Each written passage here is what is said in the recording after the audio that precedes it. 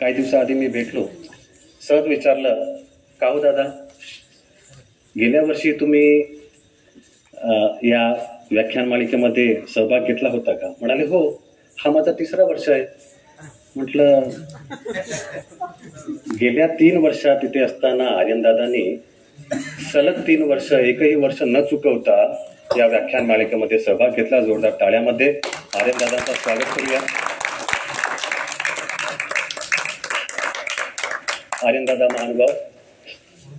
मग मी विचारलं, दादा तुमचे विषय कुठले होते हो? दादा म्हणाले, प्रथम वर्षी मी कर्म या विषयावरती बोललो, 2ऱ्या वर्षी त्याग या विषयावरती बोललो आणि यावर्षी दास्यमोचक या विषयावरती बोलणार आहे. बघा बंधूंनो, विचारांची ऊर्ध्वगती कशी असते. प्रथम कर्म एवं निष्काम कर्म, त्यानंतर दोषांचा त्याग आणि यावर्षी किंवा त्याचसोबत दास्यमोचक म्हणजे परमार्गाची सेवा, परमार्गाचं दास्य, अशा ह्या ऊर्ध्वगतीने चाललेले विचार ऐकून मी दादांना बोललो की पुढच्या वर्षी अनुसरण हा विषय नक्कीच तुम्ही घ्याल. दादा सहज हसले, परंतु खरोखरच त्यांच्या या विचारांच्या ऊर्ध्वक्रमाला पाहता लवकरच आपल्याला त्यांच्याकडनं अनुसरण या विषयावरती आपल्याला ऐकता येईल अशी अपेक्षा धरतो आणि आमंत्रित करतो. धर्मकुमार आर्यनदादा विद्वांस हे आपल्याला दास्यमोचक या विषयावरती आपले वक्तव्य. धर्मकुमार आर्यनदादा विद्वांस.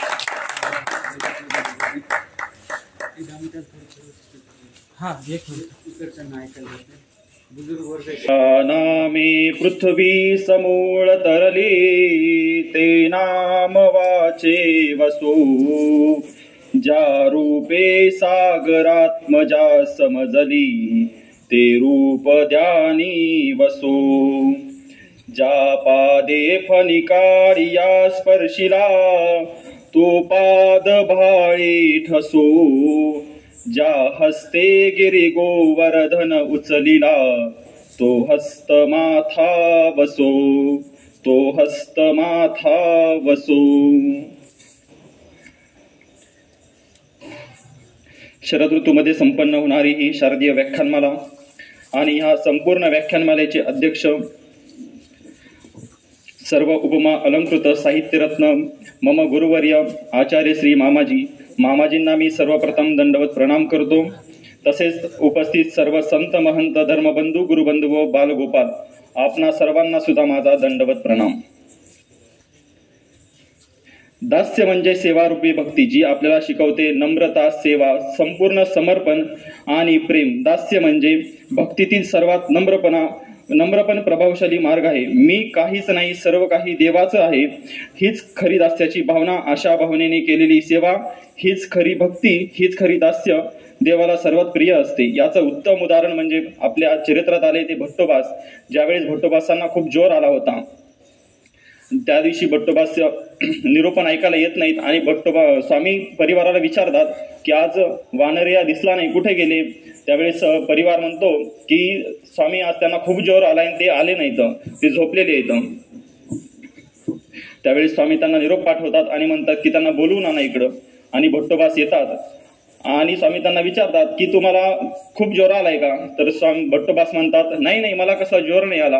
तर मग तुम्हाला जोर नाही आला तर तुम्ही आज नेवाशाला जासाल का? आपल्याला काही साहित्य आणायचंय बाजारातून, तर तुम्ही जासाल का तिकडे? तर ते म्हणतात, हो, मी नक्कीच जाईल. आणि स्वामी त्यांना काही पदार्थ वस्तू सांगतात आणि ते भट्टोबास म्हणतात की मला हे लक्षात राहणार, तर मी कसं करू?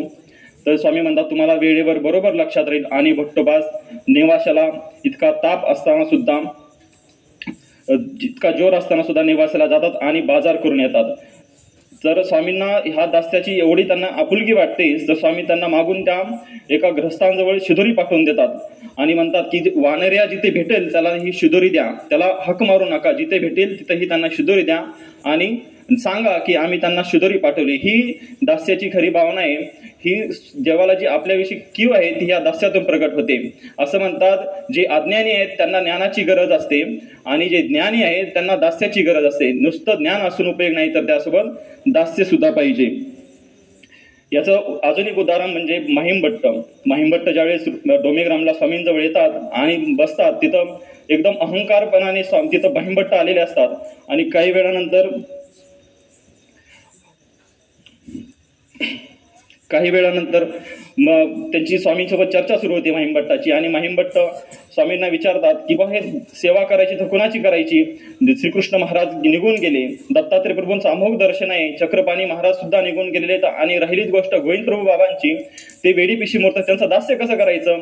तर स्वामी म्हणतात ते दास्य मोजक म्हणून ते स्वतः येथीचे दास्य म्हणून पाठीवर हात थापटतात आणि म्हणतात की आमच्या इथं दास्य करा.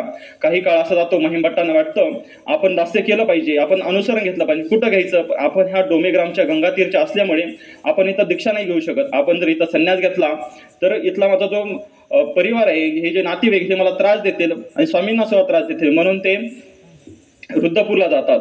रुद्रपूरला गेल्यानंतर आबाईसांना प्रथमतः म्हणतात की मला काहीतरी तुम्ही सेवा द्या. तर काय सेवा द्या, ते मला जे भेटेल ती सेवा द्या. आणि महिमभट्ट इतके षडशास्त्र संपन्न महिमभट्ट चुलीची राख करण्याचा व्यापार घेतात. ही नम्रता जी प्रकट झाली, ही ज्ञानातून प्रकट झाली. काही काळानंतर ज्यावेळी स्वामी उत्तरापंथी जातात आणि परिवारांना भट्टोबास म्हणतात की ह्या महिमभट्टांना स्वामी श्रीप्रभूंच्या सेवेवेगळा जो दाखवील त्याला मी थोरलं प्रकरण म्हणजे महावाक्य निरूपण करील, असं म्हणून महिमभट्टांची स्तुती करतात. हे स्वामींनी आपल्याला फक्त दास्य करा असं शिकवलं नाही, तर स्वतः आधी करून पाहिलेलं आहे. याचा एक प्रसंग भेटतो तो म्हणजे पोहीच्या देवाचा. ज्यावेळी चर्मकारांना भेट द्यायची असते त्यावेळी स्वामी त्या पोहीच्या देवाला आता सुद्धा गेलं तर आता सुद्धा पाण्याची कमतरता आपल्याला तिथे भासते, त्यावेळी सुद्धा भासत होती. तर स्वामी तिथे पान पोही जिथं होती तिथं उभे बसले आणि तिथून ते येणाऱ्या जाणाऱ्या लोकांना सेवा देत होते, जी पाणी वाढण्याची सेवा देत होते. आणि त्यातून ते भक्तांना शोधलं, चर्मकारांना शोधलं.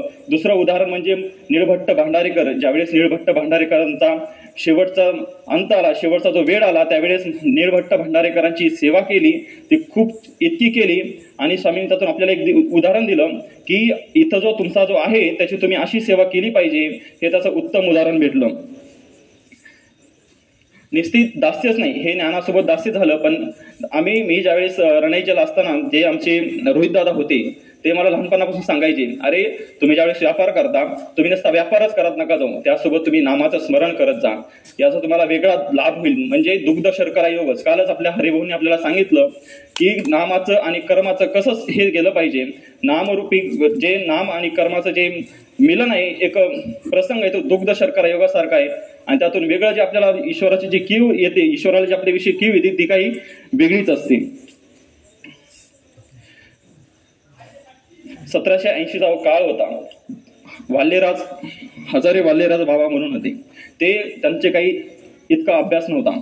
आपले साधेसुधे माणसं. तर रुद्रपुरामध्ये मोठा मार्ग असल्यामुळे त्या सगळी जी मार्गाची विष्ठा होती त्या रुद्रपुरातच पडायची. मग त्यांनी एक व्यापार घेतला. काय व्यापार घेतला, तर ते म्हणे आजपासून ह्या रुद्रपुरामध्ये मी ह्या मार्गाची जी विष्ठा आहे ती पडू देणार नाही, इतकं पवित्र रुद्रपूर आहे, तर आजपासून ही विष्ठा इथं पडता कामा नाही. म्हणून ते दररोज ती विष्ठा भरायची, 2 किलोमीटर बाहेर नेऊन टाकायची. असा भरपूर काळ गेल्यानंतर ज्यावेळेस त्यांच्या गुरुजींचा शेवटचा वेळ आला, तर त्या गुरुजींना स्वप्न पडलं, असं सूचित झालं की आता जी तुम्ही गेल्यानंतर हे जे प्रतिष्ठा होईल तर तुम्ही यांना अशा ठिकाणी ह्या प्रतिष्ठेवर बसवा. आणि गुरुजींनी त्यांना त्या प्रतिष्ठेवर बसवलं. हे अज्ञानी होते, यांचा काही इतका अभ्यास नव्हता. आणि 6 महिन्यानंतर ज्यावेळेस पहिल्यांदा प्रतिष्ठेवर बसले आणि 6 महिन्याचा काळ गेला आणि आता परिवारांना वाटलं की बाबांना काही येत नाही, आता त्या दिवशी आपण थोडीशी मस्करी करू त्यांच्यासोबत. म्हणून परिवार त्यांच्या जवळ गेला आणि म्हटला की बाबा आता तुम्ही आम्हाला काही करा, पोथी सांगत जा. ते म्हटले मला काही पोथी येत नाही बाबा हो, आता काय करायचं, पण तरी मी प्रयत्न करतो. त्या बाबांनी देवाला चिंतन केलं की मला काहीतरी घडू द्या. आणि त्यांनी पूर्वी या प्रकरणावर तब्बल 6 महिने पोथी गेली, फक्त पूर्वी या प्रकरणावरच. अशी ही दास्याची खरी जी आपल्याला जे फळ भेटतं हे खरं फळ येते पाहिजे, निर्हेतुक सेवा पाहिजे.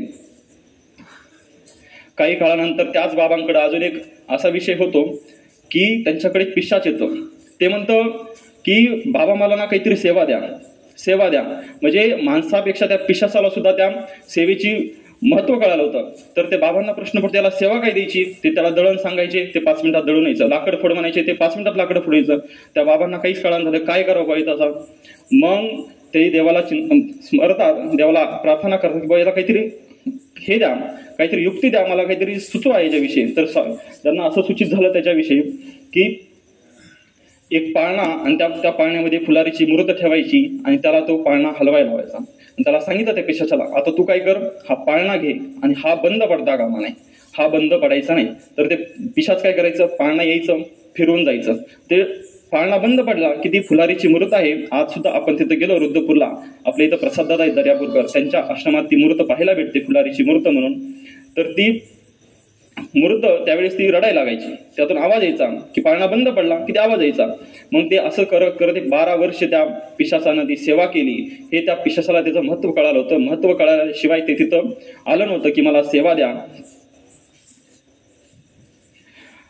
आपण हे झालं आपल्या पंथातच. अन्य राज्यामध्ये सुद्धा आपण ज्यावेळेस बाहेर पाहतो, आतापर्यंत देशाला स्वातंत्र्य भेटलं, त्याच्या आधी काही लोक लढले गेले, ते देशाच्या सेवेसाठी लढले. का गेले, त्यांना माहित होतं देशाची वेगळी सेवा करायची. आता सुद्धा ज्यावेळेस सैनिक मिलिटरीमध्ये पुरं जातात, ते म्हणतात की काय मरायचे, असं मरणं काय, तर नाही, आम्हाला काहीतरी वेगळं मरण पाहिजे. कसं पाहिजे, आम्ही देशाची सेवा करत करत गेलो पाहिजे. मी माझे मित्र पाहतो, भरपूर बाहेरचे लोक पाहतो, त्यांचं एकच म्हणणं असते, जशी आपल्याला अनुसरणाविषयी आवड असते, त्यांना देशाच्या शिवाय देशाविषयी आवड असते. एकुलता एक मुलगा जरी असला तर तो म्हणतो नाही, मला देशाची सेवाच करायची, मला तिकडंच जायची आणि मला मरण असं पाहिजे की मी युद्ध करता करता मेलो पाहिजे आणि हा जो भारताचा तिरंगा आहे याच्यामध्ये मी गुंडाळून आलो पाहिजे, असं मला मरण पाहिजे. ही देशाविषयी खरी सेवा, ही त्यांचं खरं देशाविषयी दास्य करण्याचं जे ही आवड आहे ती आहे. एखादा राजा, तो जर फक्त राजाच आहे, त्यानं जर प्रजेची सेवाच केली नाही तर तो राजा काही कामाचा नसतो.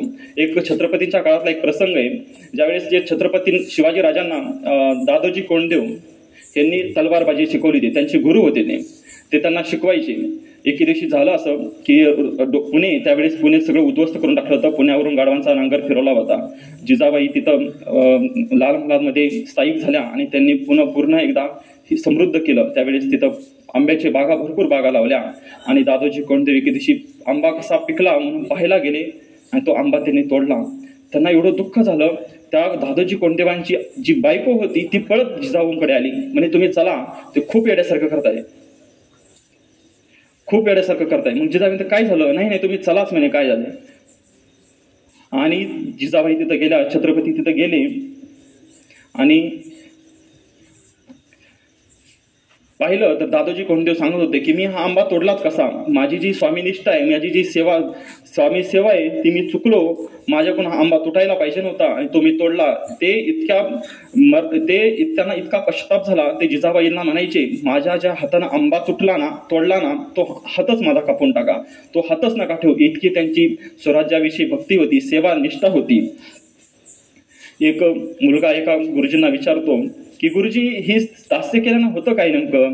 तर गुरुजी म्हणतात, का रे काय झालं. नाही म्हणजे तुम्ही इतकं सांगता दास्य करा, पण दास्य केल्यानं होतं काय. तर गुरुजी त्याला एक हातात फुल देतात आणि म्हणतात हे फुल घे. आणि मग त्याला म्हणतात की तुला सुगंध आलाय का फुलाचा. ते म्हणे हो आला. कसा आला, म्हणजे चांगला आला.